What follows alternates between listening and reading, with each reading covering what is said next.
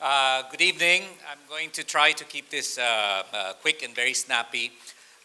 Maybe one short story, and RJ had already mentioned it. So I had spent maybe cumulatively about 12 years outside of the Philippines, working in France, Switzerland, and then China. And in two of those roles in France and Switzerland, I was traveling a lot, managing creative content, developing global advertising, working with many creative hubs around the world, primarily in the advertising field. And also, more recently, I started pursuing an executive MBA degree in Berlin. So interacting with a lot of creative people from all over the world, from Brazil to South Africa, even Nigeria and Europe, and of course the U.S. One of the things that I found quite curious in all of my interactions is the following. The Filipino actually has a very, very great reputation for creativity, but only when he lives outside the Philippines. So that started this whole quest and question for me. In fact, there's one writer, Richard Florida. He wrote this great book called The Rise of the Creative Class. He wrote it about 2001, 2002. And he had this as a quote. So beneath the surface, unnoticed by many, an even deeper force was at work. There was a rise of creativity as a fundamental economic driver and the rise of a new social class, the creative class. And Florida, in his work, often said that the ability of cities to nurture, attract, and retain the elusive but also flighty creative class spells the difference between economic success of that city or economic stagnation. So the question that I want to tackle during this panel discussion is, what makes creative people want to, first of all, stay in a city, and what are the factors that allow them to thrive and be very productive and be very prolific as creative people within a city? So in the panel, I've invited David, Faaez, and Maria, because each of them in their own career has had a view outside the Philippines. Faaez is really based outside the Philippines, but they have a greater view of what's happening across the region and some uniqueness about what's happening here as well. So maybe I'd like to start with that question, or perhaps maybe I'd start with Faaez. In terms of, could you describe a bit what you do, what does Haymarket do, and what is in Haymarket's work allows Haymarket to look at creativity across Asia Pacific, let's say? Yeah, so I work for Haymarket. We're a UK publisher, but we've been in Asia for at least 20, 25 years or so. Headquartered out of Hong Kong, but we have a strong contingent in Singapore. Our main magazine out in this part of the world is Campaign Asia, and we look at the advertising and marketing industry, which are two fundamental pillars of the creative economy, as Professor Hawkins was talking about earlier. And so we try and take an overall view of what's going on across the region, from sort of North Asia all the way down to Australia and New Zealand.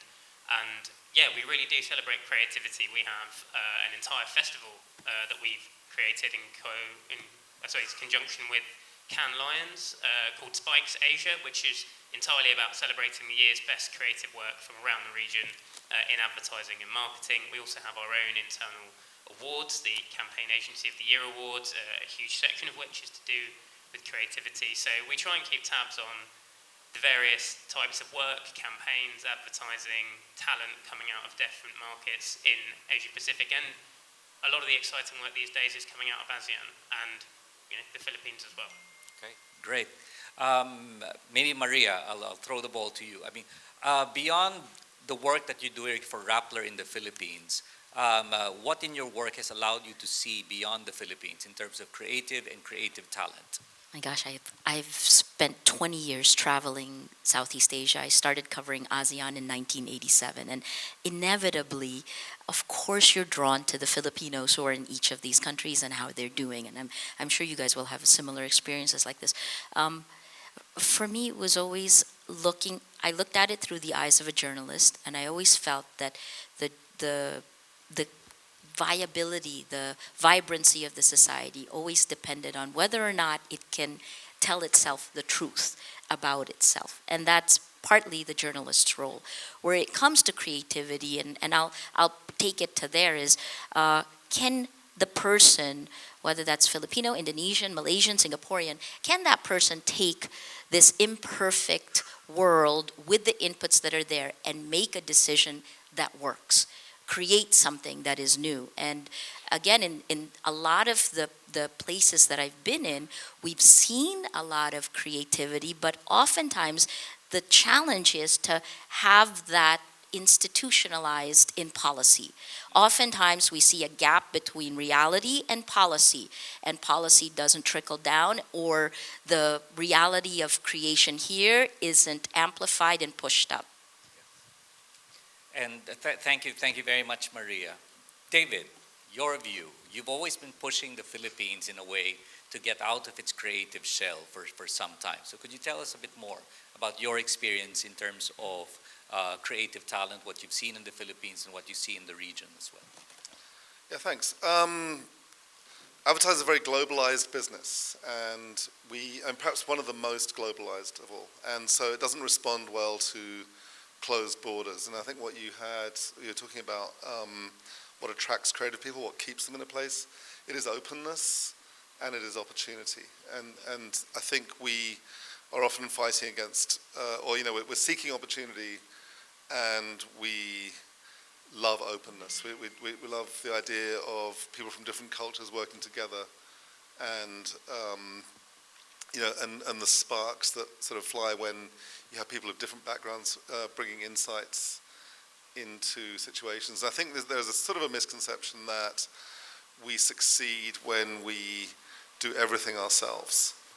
And I think the reality is, in many fields, like in sports, like in business in general, we can understand the need for overseas coaches, for overseas managers, and yet I think when it comes to media and advertising in particular, there's this whole sense of, we should be doing it ourselves. We don't need anyone from outside telling us what to do, and we sort of don't. Yeah. We need to resist that. And I think for about 20 years in this country, there was a kind of resistance, either institutional or legal or constitutional, that sort of kept expats out of the industry on the agency side, while allowing them in on the client side. And so you had this weird sort of imbalance where the clients actually were the owners of knowledge, and the agencies were, bringing their own insights, doing fantastic work, but not plugged into a global pool as much. You just didn't have that same thing. And I think from the mid-90s onwards, that started to change, and that's when, I think when I came in, I was lucky enough to be on kind of a short list of one, of people who had kind of some heritage here and who had worked overseas in this business, and that was lucky for me, but probably unlucky for the industry, in the sense that we needed, we need more of that to happen. And I think that's changed. I think we're now much more global in outlook than 20 years ago. I think you can see the benefits of that, and the world has opened up a lot more, and now that we are in a globalized world where ideas are traveling instantaneously, and you're competing not just against the company next door, but against the company from around the globe. Yeah. And and as I'm sure as a client, you would like your agencies to be globally competitive in the ideas they bring you. Yes. And I think that's something that that together we sort of need to foster an attitude of openness and increased collaboration. Okay. Very good, very good. Thanks, David. I'll throw this next question to Faaez. And where does creativity thrive today in ASEAN in terms of really not just country, but the cities which tend to have not only where people like to live, but where people are productive as creative people? And maybe if you just take spikes as your compass for that, where are the cities that actually produce or is the most prolific in terms of winning at spikes in that International Creative Award?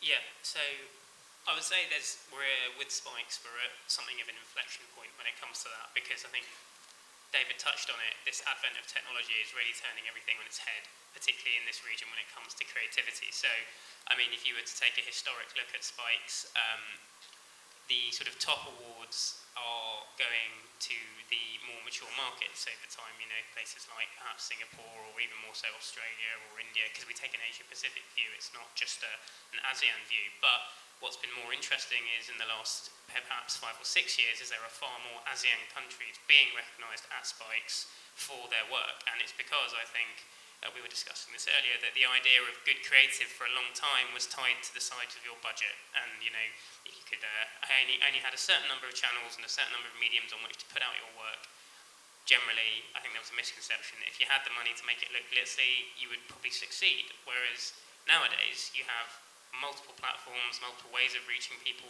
new and exciting ways created every day thanks to the digital world.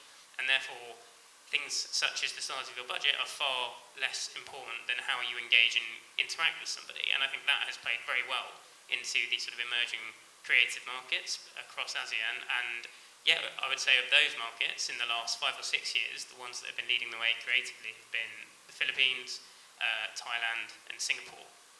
And I mean, alongside Spikes, we have our own campaign awards, and we always recognise a creative person of the year. And you know, it's a very robust award system. We have 75 to 80 judges who spend months, you know, going through submissions, and then they have to come to a day and sit, and no one's allowed to leave the room until the decision is final. You know, we make them work hard for it, and so you know, we're always confident in our decision. And so we have a winner and a runner-up. So we have 2 awards every year, and so for the last 4 years, we've had 8 awards, and 4 of them have been Filipino. So 50% of our creative, you know, people of the year, one of which was actually David in 2014. So congratulations, David. You know, they have come from the Philippines. So as far as Haymarket and campaign are concerned, there is a wealth of creative talent in this country, and I think it's getting better at what we were saying, being more global and telling people about it and getting more recognition. What makes creative talent thrive in a particular country or city? And perhaps as we talk about creative cities, I'd rather really put it more at the city level. Because at the end of the day, creativity happens in communities. It happens in proximity. It happens in the people that you talk to. So in your experience, and maybe I'll throw this to Maria, because you have very deep experience in a couple of ASEAN cities. And could you tell us a bit more about your observations on creativity between, for example, Manila and Jakarta? What are the differences, and what makes creativity thrive? I'll say 3 things on this, right? The first is that I'm biased, so Philippines. The Philippines is amazing in terms of creativity and talent.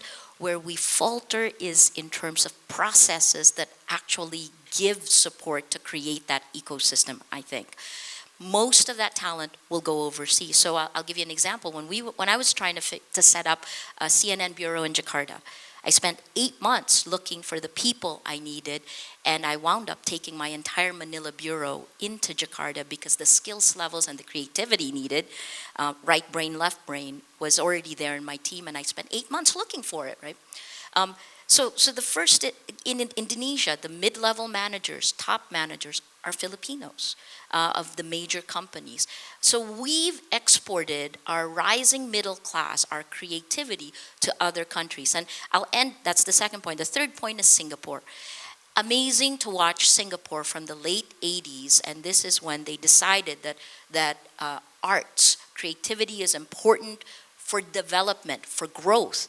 And so what they did is they built it into the government's plan. And now it's got probably the most robust startup system.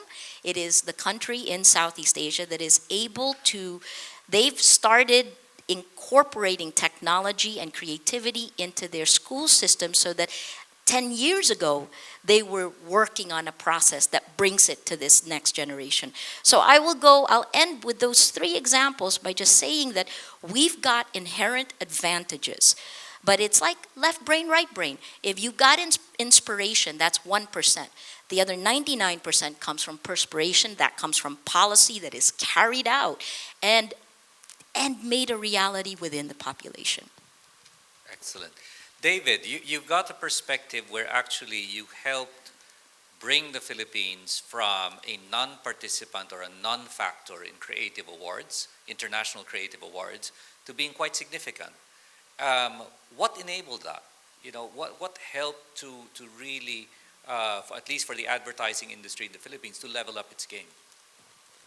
Yeah, I think when I first arrived, it was International Creative Awards were seen as something of a kind of irrelevance, and there's even this sort of dark suspicion that there was some conspiracy preventing Filipino ads from winning, and I think we're looking at it today from 2003, when the Philippines won its first Cannes Lion, to 2016, there's something like 40, this is a rough number, but it's between 30, 40 cases that have won, okay? So if you look back, and again, it's possibly not a flawless list, but, certainly by what's been recognized at Cannes, the global sort of Olympics of creativity, there's maybe 30, 40 cases. And that would probably rank the country somewhere between number 30 and number 50 in the global ranking. Yeah. There were some years where we're definitely much higher, some years lower, but that would be roughly it. And I think we need to still remember that, and we need to remember that we are the 13th largest, 12th largest population in the world.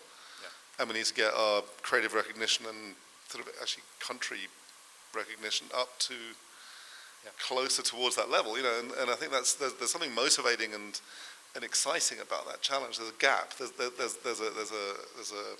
a gap between the number of people we have and the amount of recognition. Yes, but what enabled it, David? Because it is quite dramatic to go from really zero to a track record where we now have 40 plus. Now, it may not be in the top 20 of the world, but it's still quite significant, coming from almost nothing and no recognition of advertising creative talent coming from the Philippines to now being quite a sizable player. So what enabled that in the journey? Because you were part of that journey from the beginning. I think where, if you look at the business of advertising and you look at the people going into it, it used to be entrepreneurs hiring people and paying them as little as possible to do the work. And what happened is that it became professionalized, and people saying, okay, I want to, as well as making you money, I want to build my career in your business. And I want external recognition for my work, so I can then take my portfolio and take it somewhere else and get paid more money, right? So there's that base motivation for people, and a career motivation. But then I think there's also that increasing openness, globalness, and you start having people wanting to go abroad to be recognized for what they do. Yeah. And I think in that we've succeeded as well. You've got people, we are a major provider of talent as a country to the rest of the Asian advertising industry. Yes. And I think you're talking about, and what you're saying in Jakarta is echoed. We're a company of, echoed in Thailand, in Singapore.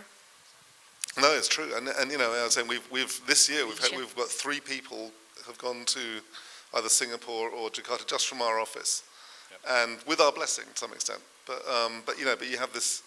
I think the challenge is to get them to go in at a higher level, and not just to go in and do the jobs that are the okay jobs, but to get them into leadership positions, get them into prominent and sought after positions, and that's happening. It's happening, and we just need to continue driving that.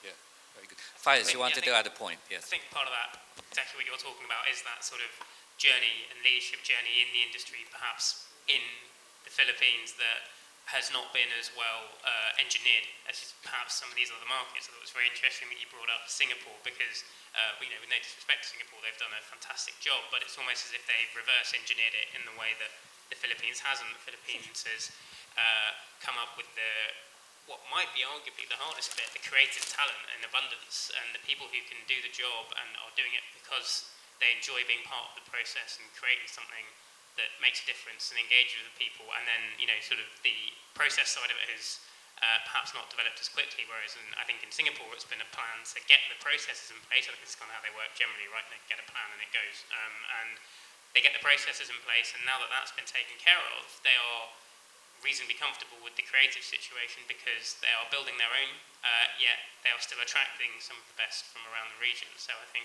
trying to find a way of getting people to understand that, through leadership you can find, a strong career path, you can do things that matter, you can move into senior positions within the Philippines that you can then perhaps take to get a bigger experience somewhere else, I think is probably quite crucial. I mean, the ideal situation is to make Manila a credible regional hub for creativity. So you don't need to aspire to go to, when I get good and better and grow up, I'll go to Singapore. I think the point is to bring the regional clients, have regional clients, even if they're based there, to say, well, why don't we get our campaigns done out of Manila, since there are these great people there, and there are this great environment where creativity seems to be thriving. So it goes back to the creative cities, right? And how that creates value for the economy. And what's happening is, I think, Filipinos, we disaggregate to the point that that value doesn't stay in the Philippines. Even though the creativity is here, that value goes and is harnessed by another country. Not to say it's against ASEAN, because it's great that the opportunities are there for creative Filipinos, but these opportunities should be here in the country. So an example, and this was told to me off the record, so I won't tell you who told it to me, but I will tell you the nugget of it, which is like, again, I go to Singapore, to Malaysia. In Singapore, they decided to go get a huge filmmaker, Hollywood filmmaker. You guys know who I'm talking about? And they found out that once that filmmaker came into Singapore, they didn't have enough talent to support the filmmaker. So guess who are the artists who came in to do the work for that, brought in by the Singaporean government? Animators, same thing. Our last thing is, so for me right now in particular, I am looking for data scientists, right? The entire UP data scientists, they're in Singapore. Sorry, not to say that it is bad for Singapore, but I'm saying that that is what effective policy, vision for policy can do. And how do you make a city work that create creativity work? And you have to create the ecosystem. That means you've got to bring in the clients, create the companies that are going to then give the backbone for the creative talent. I was going to say, just so we don't keep sort of government bashing or anything. Sorry, just on that side of it too. I mean, I think part of it is in terms of what you said, what drives creative people, what makes them want to work somewhere. The people that I speak to on a daily basis and the work they're proud of is, they want to do the good work for the people who want to do something different or challenging, and that it's exactly to your point that you need to bring in the business as well. It's not all just about the government. You need to want people want to be working for the right businesses that are doing the most forward-thinking things, and that can be they will in such a region where getting around is easy and proximity is possible. People will travel for that. If you're feeling like you're a sort of mid-level creative person who's doing fairly well and steadily and is not being as challenged as well as they might. There might be a job in Thailand where you can work for someone new, where they're working on an entirely new project, and the ease of being able to move to that within the industry attracts a lot of people too. So I think there's a responsibility to get the right work for the people who are willing to put their put themselves forward to do it, because they'll work hard for it and they'll do the right thing. I will go a bit more deeply into the factors that enable creativity, and Professor Hawkins actually named three. One is recognizing the universality of creativity, that everyone is creative, that creativity needs freedoms, and that creativity needs a market, a fair market, and in fact, to put it more bluntly, an open market for creativity. Richard Florida, on the other hand, also identified three factors of talent, the presence of mechanisms or support structures for talent development, tolerance, and this is perhaps his most controversial point, where he wrote, and in the context of the U.S., that openness to immigration and to LGBT communities is a statistical factor for predicting creative economies thriving for a city. And then the last one is the presence of digital, or the amenities that allows access to digital, to high-speed broadband, to a certain extent, very structural. So in what ways would you say, would you agree or disagree with all of these factors? Are there some that you would challenge? I will mention one issue. For example, the Philippines today, for example, as far as media and entertainment are concerned, is still pretty much a protected market, So and then coming to that discussion of that, for creativity to thrive, it needs to be a more free and open market. So I'd just like to get perspectives on that. Or you may jump into the other factors that were mentioned as well. Yeah, David. I think all those factors seem, very, unarguable. I mean, that all, openness, tolerance, access to technology. I think what would be good to add on to that is that we potentially can be as a market, this country can be a lab. It can be an experiment, a place where you can experiment, a place where you innovate, where you test, where things can be done here that they can't be done anywhere else. We can do things in mobile that maybe couldn't be done. We can bring things to scale. We can try things out. We can run split runs, test different ideas, A/B testing. This has all kind of come back as opportunity now to test things out without. And I think